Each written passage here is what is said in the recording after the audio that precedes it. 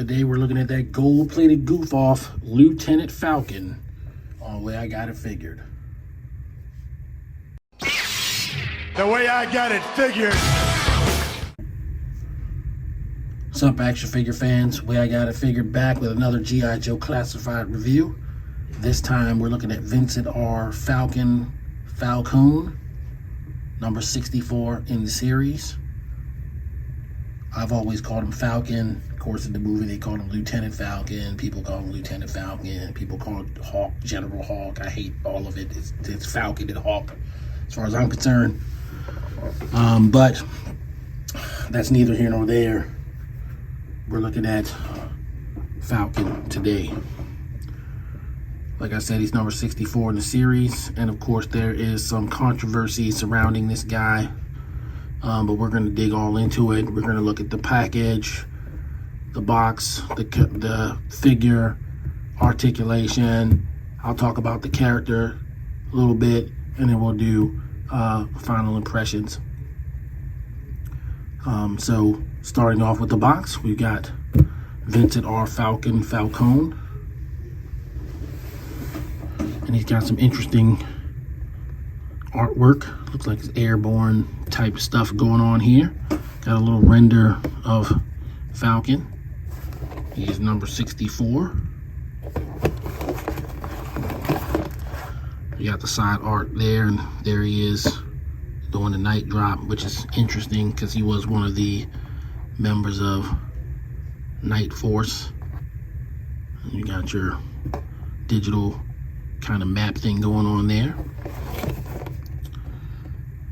Of course, you got the back, and then you got the side, and on this side you have his file card, and he has 3s and everything, sort of like Flint. So he has Vanguard 3, Light Weapons 3, Medic 3, Interpreter 3. Now, Falcon, of course, you know, was a lieutenant, Green Beret, highly skilled, but I sort of took umbrage of the fact that they gave him basically almost the same, completely the same symbols as Stalker, and the only one that he's not more highly rated than Stalker in is Light Weapons. You know, Stalkers, they have almost the same secondary military specialties. They both speak exactly the same languages, except Stalker is fluent and Falcon is proficient. Proficiency is supposed to be theoretically greater than fluency. So, you know, according to Google. So I guess that's cool, but, you know, whatever. On the back, there's Falcon, the render, his sort of tail of the tape as far as an action figure is concerned, and the accessories that he comes with. And when you look at the render, he doesn't look bad at all. But the controversy comes in with the copies of the figure, where the face just doesn't look good or whatever's going on there. Another note that I should point out is that GIJoe.com is, as of this review, not active. It's just not there. It's removed. You go on GIJoe.com, it redirects to Hasbro. It says that, oops, this page is missing or something like that. It's just gone. So I don't know what's going on with that. They're probably revamping it for some reason, but that's what's happening. So that's the package. We're gonna get old Falcon out and see what we can see. All right, so we've got Falcon on the turntable with his accessories. His loose standing accessories. He comes with 4. His shotgun, combat knife, backpack with an antenna which probably comes off, and of course his green beret. Sorry about that.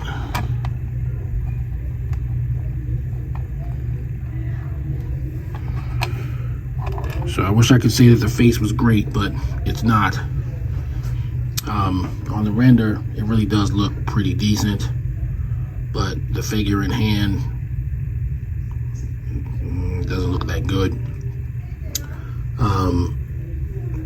figure is a partial retool of Recondo. In my Recondo video, I pointed out that they probably were the same. I'm going to show them together so that you can kind of see what I mean. But he's generally pretty much Recondo, except he has a different belt, which gives him a different skirt. But everything else is Recondo, down to the watch. It's Recondo with a different head. So getting a closer look up on the figure. Here he is, and he's honestly showing up a little bit better on camera than to my eye. And I think primarily the issue really is just this almost lipstick looking color on his lips. It's just too red. I think if you remove this, it might look better. So like just bringing in the render here. If you look at the render, the lips were like only partially colored, which gives him a lot better overall look. The other thing is the eyebrows are too long. They're longer than even on the render. That will probably help. His face looks kind of plastic, so he looks like one of those Thunderbirds characters, as somebody pointed out. He almost looks like a mannequin. It's just weird. It's just too much. There's just too much going on there. I had hoped that he would look better in hand, especially considering CoverGirl definitely did. And it's not as bad as all that. It's not terrible. I mean, he's not the best look. You know, everybody can't be like super handsome like Duke or whatever. But, you know, I just think that some of the stuff that's going on is just a little bit too much. Also, for like a younger character, he has too many lines in his face. So even if the sculpt looked great, even if the portrait looked good, which it kind of doesn't, all the lines in his face just kind of makes him look aged, and I don't think that's what they were going for. I will say that I don't think every single figure can be a ball, you know, knock it out of the park in terms of a portrait. Portrait makes the figure. I've said that before in other videos. Still true here. But you know, this is a rare miss in the G.I. Joe Classified series, if you ask me. There are things you can do, though. So, besides, you know, completely swapping the head out.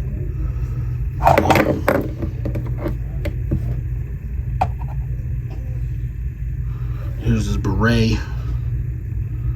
I don't have Stalker or Flint with me to see if it's the same beret, but just to look at it, it kind of looks like it is. Perhaps in another video, I'll have them together. There'll be a reason for that.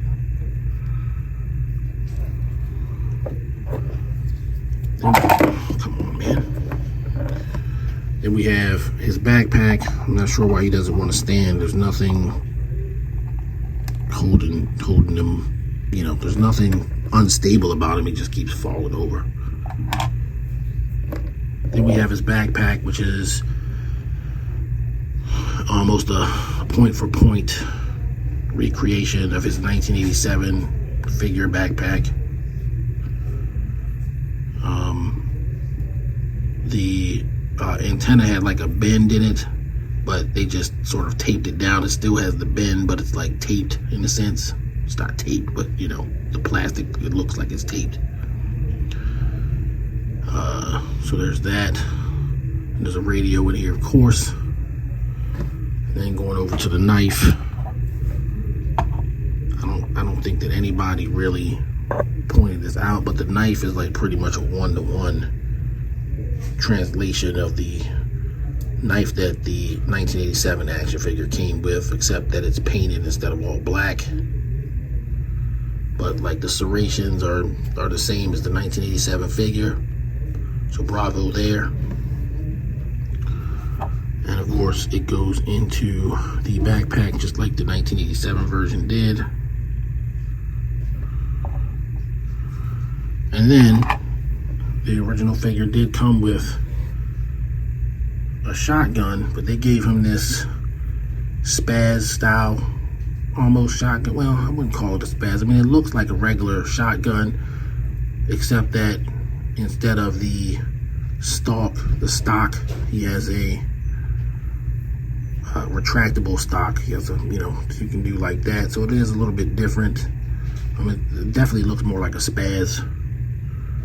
And I kind of preferred the shotgun that CoverGirl came with. I would have liked them to have either that shotgun or a shotgun more like it. This isn't terrible. It's like the one thing that isn't original to the character, to the figure that it originally came with. So it's just off a little bit from what you got before, but it's not bad. So we're gonna go ahead and look at his articulation, and it's the exact same articulation as every other G.I. Joe figure, in addition to the fact that it's identical to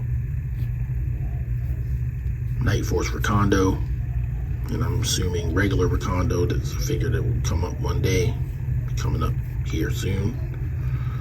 So you're seeing your normal G.I. Joe classified series articulation, thigh swivel, waist turns, even though the skirt sort of impedes that.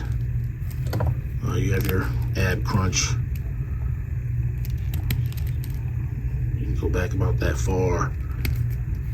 Head goes up and down, somewhat inhibited by the scarf, but the character, you know, has a scarf.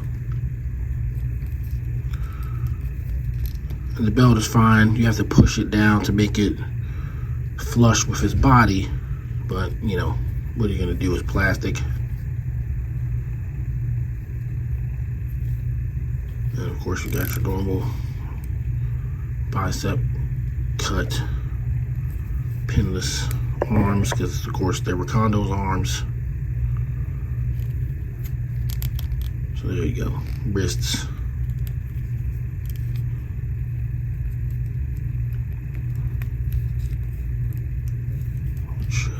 Which one is this? You got your wrist rotation.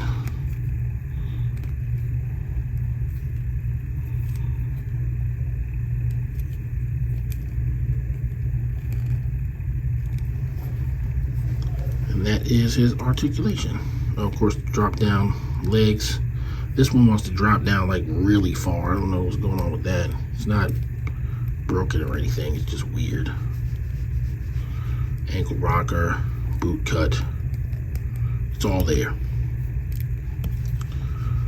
All right, so we'll get them geared up.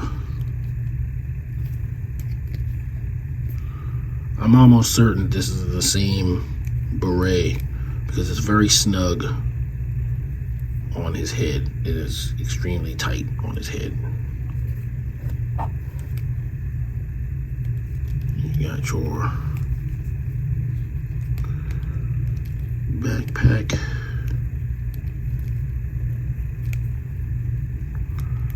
It is not all that quick to stay in for some reason.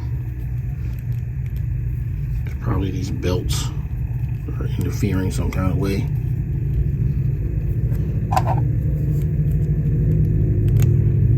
And then of course we got his shotgun that they have him gripping on the render, so he probably can do it.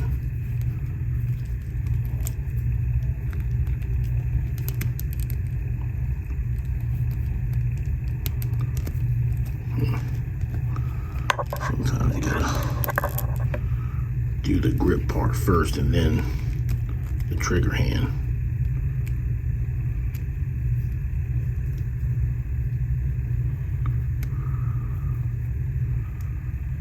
There you go.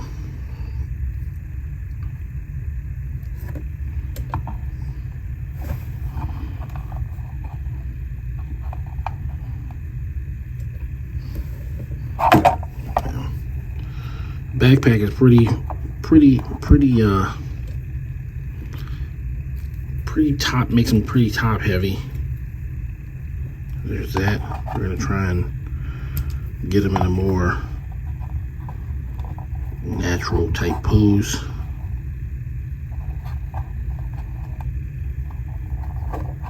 See if we can get him a little bit more stable. I don't know how much more natural that is.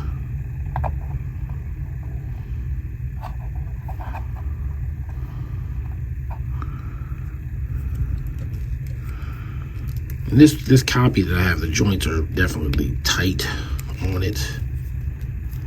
So, you know, good. I guess good on them for that. Good on Hasbro for that one. He's not loosey-goosey.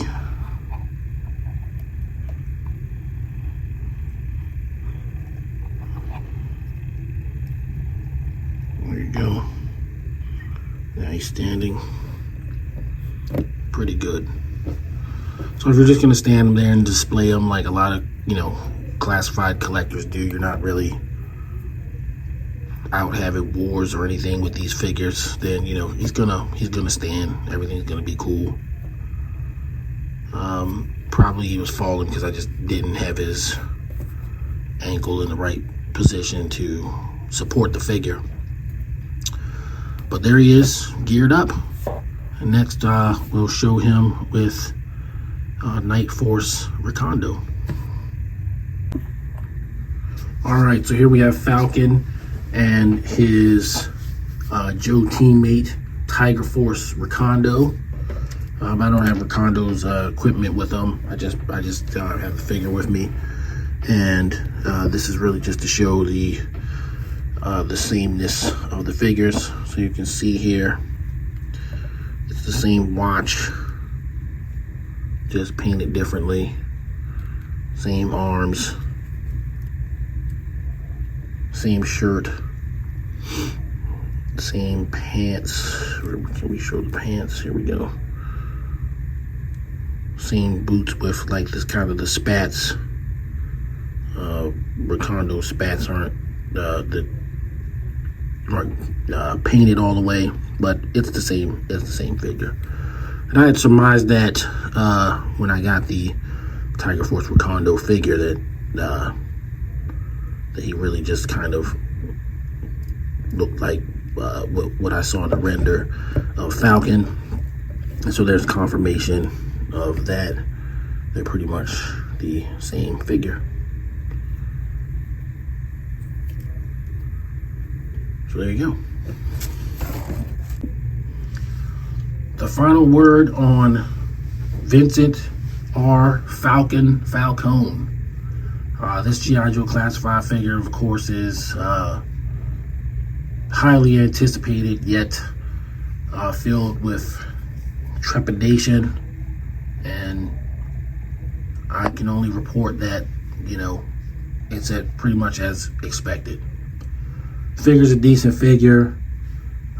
We did get a preview of it with Recondo, so it does sort of take the wind out of the sails when, you know, one of the most anticipated characters in G.I. Joe Classified is more or less a repaint of another character. But that's G.I. Joe. It's not bad. It's just, you know, I've already experienced the mold. I've already done a review on the mold, so it doesn't have quite the same punch when you get it again. Accessories are decent. The head sculpt by itself isn't necessarily bad. I really think it's more the paint apps on the face that sort of detract from the overall experience of the figure. So, you know, it is what it is. I'm gonna go ahead and give Falcon overall. I almost feel terrible for this, but I'm gonna give him a 7. It's a solid figure. I don't think 7 is a terrible rank. It's low, but it's a solid figure. It just has some imperfections in terms of the portrait, which again, the portrait is just, you know, if you're grading on a curve, then the portrait is the main thing. It's the biggest, the part that you're going to get, you know, 20% of your grade goes to the portrait. So, you know, with the portrait not being that great, I can't give him a really high rank. I'm still happy to have him. I'm not gonna, you know, throw him away or not display him with the rest of the guys or whatever. I didn't point out that his rifle does, his shotgun does take blast effects, so there's that. I didn't talk about the character as much as I kind of said I would at the outset, because basically the portrait is sucking all the oxygen out of the room. But I don't hate the figure. I just don't love the figure. And it's for the reasons that we already know. So I'm going to leave it there. Falcon gets a 7, where I got it figured. If you guys are new to the channel, if you're watching the video for the first time, please don't take this as a downer. You know, a lot of I have a very high enthusiasm for action figures, for G.I. Joe Classified in particular, and this is just a bump in the road. The overall quality of the figure is still great. It's just, you know, just not what we, you know, probably imagined in our heads, right? If you're not new to the channel and you've been watching the videos I've been making already, you know, please leave a comment. In a recent video, somebody said video was a drag, which, you know, I was doing a video for another figure that I wasn't the biggest fan of, but that figure got a 10. I gave that figure a 10, even if I don't care for the character or the persona that goes with the character. So I still gave the figure a 10. It's an awesome action figure. So there's that. You know, I try to be fair with my rankings. I don't care who makes it. I don't care who the company is. You know, I want to give an honest interpretation, and I try to do that there. So I will see you guys on the next video for G.I. Joe Classified series. The next video is probably going to be, we're going to go way back a little bit with a rebuilding the collection video. So, and then sometime after that it'll be Outback, and sometime after that it'll be Zorana. Maybe Zorana first, Outback second, I don't know, but I have a Zorana. She will be getting a video very soon. All right, guys, be safe, and I'll see you on the next video. Peace. The way I got it figured.